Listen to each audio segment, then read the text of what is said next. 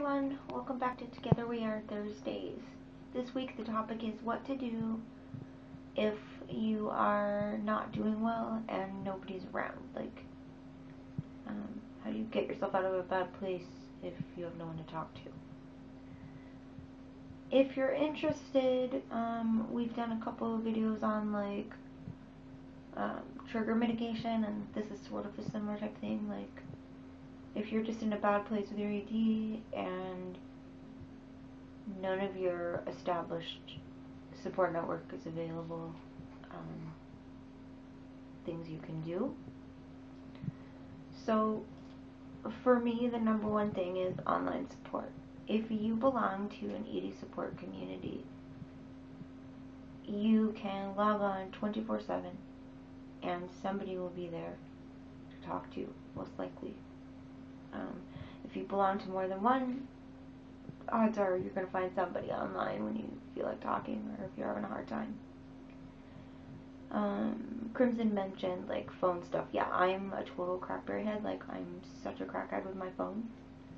Blackberry, crackberry, if you don't use one. Yeah, like insider lingo, man. Silliness, but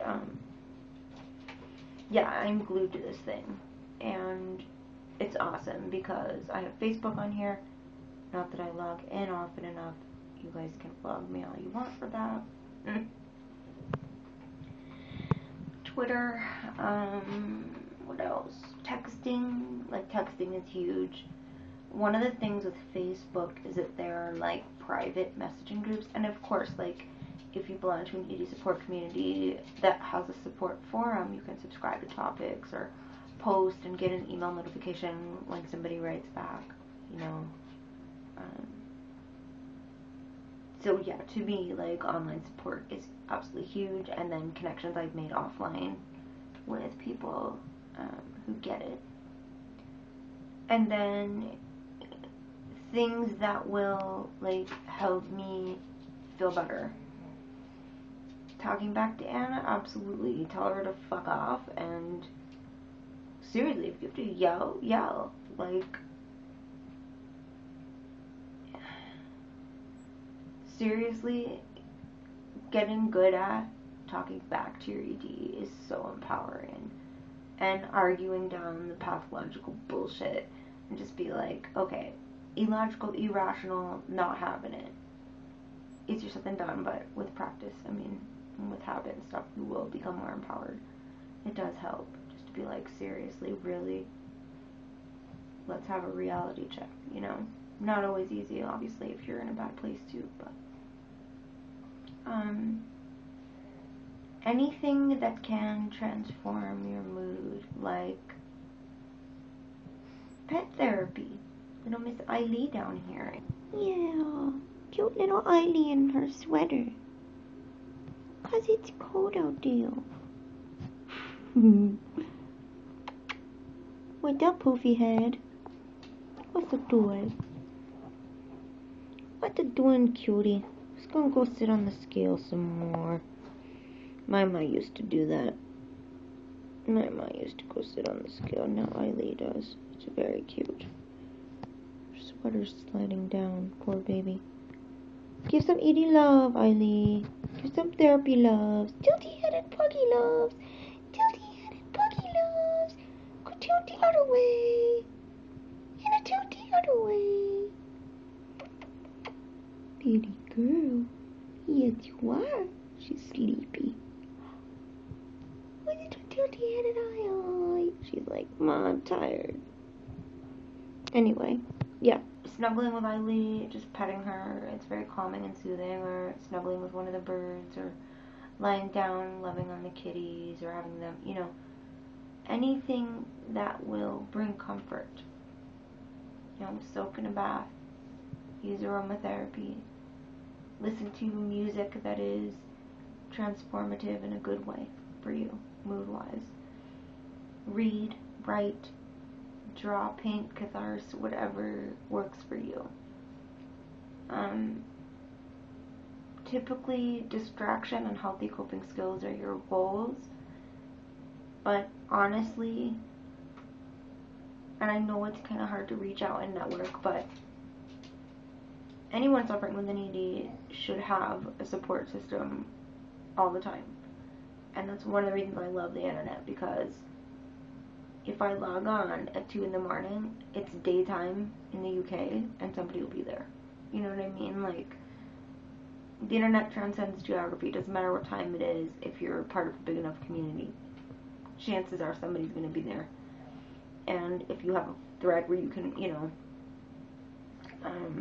like on the PS4, we have members in need of support thread, where people can come in and post, like, if they're having a rough time, and whoever sees that will come and leave love. And then the emergency thread too, but obviously that depends on who's there and what's going on and stuff. But yeah, I mean, reach out, connect. There are a lot of good groups. If you don't feel comfortable with an alternate approach community, you can check out a strictly recovery only site that's like conventional recovery approach, like somethingfishy.org. It can be kind of censorish, but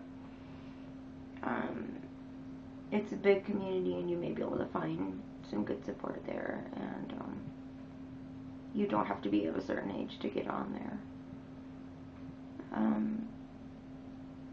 If you are in treatment, or go to group, exchange numbers, see if you can buddy system with someone. If you have a close friend, find out who you can call 24/7 or text 24/7 if you need to talk. Like, see if you can have one safe person, and obviously the more the better. But yeah, I think, you know, the most important thing is getting through it. And also know a couple things. No matter how intense an emotion is, it's a process that will run its cycle and run its course. If you are acutely triggered post-eating and you feel, you know, full and are very uncomfortable with that,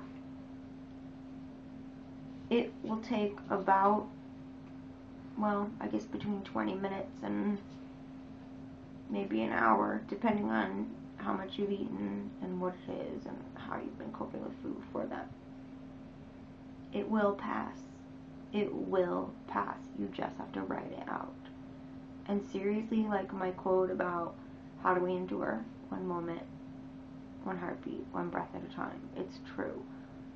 If the next hour alone seems unbearable, okay, what about the next 30 seconds? You are strong enough to get through that. You are. And then the next, and then the next. Sometimes it's teeny weeny little increments, whatever is doable, because looking at that whole mountain is absolutely staggering and paralyzing. But if it's just walking 3 steps, or even 1, that's a lot more doable for us.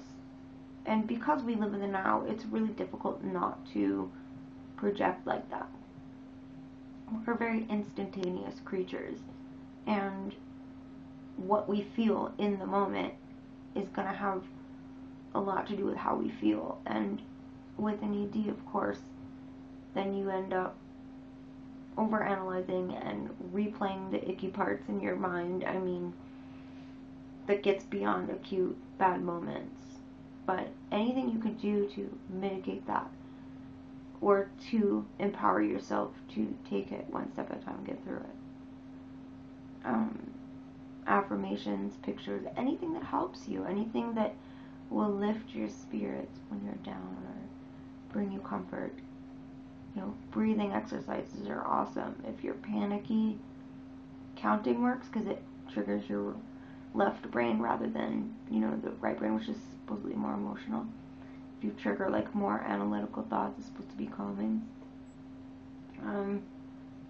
Man, there's so many things, but I think I'm trying to think. I think mitigating triggers, and then there's a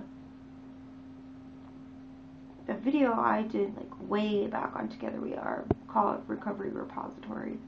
Let's put all our tools in it, whatever. And I shared a bunch of stuff on there, but I think I've actually repeated it all. The question of the week is, what is your most recent or most beloved memory or event, memorable, most memorable event. Most recently, it would have had to have been my hubby and my anniversary. We celebrated our 7th this past June, and we actually married on my favorite day of the year, so it's really, really beautiful and special to commemorate that day every year. I'm so blessed to have him, and I never take a day for granted without him. He is my everything, seriously. Well, apart from you guys, but okay, guys, much love and be well. Be sure, if you're getting apprehensive about Halloween, check out the videos we've done. We've done some coping with Halloween videos. I'm pretty sure all of us did way back last year, actually. If you have any specific questions or concerns or requests, talk to us. We're here for you, okay? Much love and be well, precious ones. See you next week. Bye, guys.